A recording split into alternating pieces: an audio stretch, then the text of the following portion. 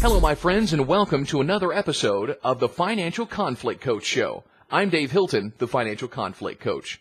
Now, in this episode of the Financial Conflict Coach Show, I want to talk about conflict escalation.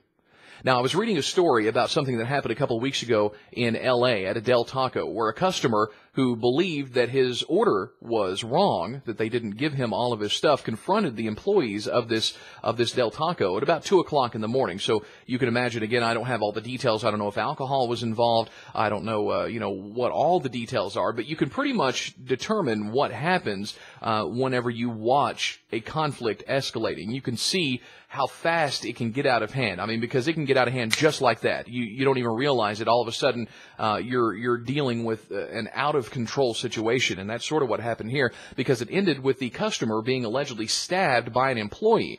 Now, there are a couple of different ways that you can handle a situation like this, where the employees could have tried to defuse the situation, and you know what? They may have. Again, we don't have all the details, but you could offer to provide more product to the customer. You could provide a refund of some sort if the customer doesn't feel like he got what he paid for. Again, conflict is created by disappointment.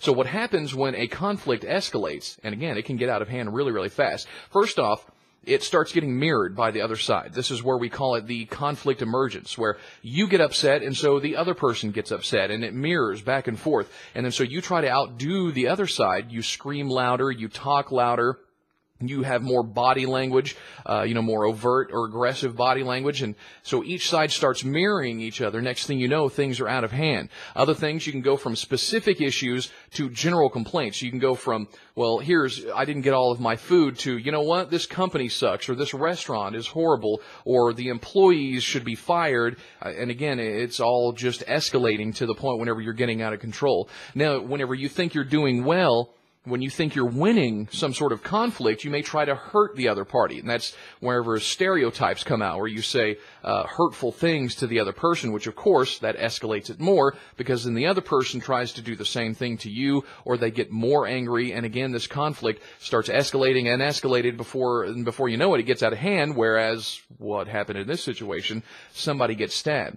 Now, what we hope to do, and what I do as a conflict coach, is to try to teach people to recognize what is happening, to recognize the fact that a conflict is escalating, so that you can actually do something about it, so you can learn to negotiate, so you can learn to diffuse the situation, because there are specific techniques and strategies that you can use to try to diffuse a situation. So you have to be able to recognize what is happening around you, and you have to realize at some point. Now, again, whenever you learn these tips and techniques, it's not as though you become immune to conflict. It's not as though, as a conflict coach, that I never get upset, I never get angry. But what does happen is I realize that I'm getting angry. I realize that I'm escalating the conflict before things get out of hand.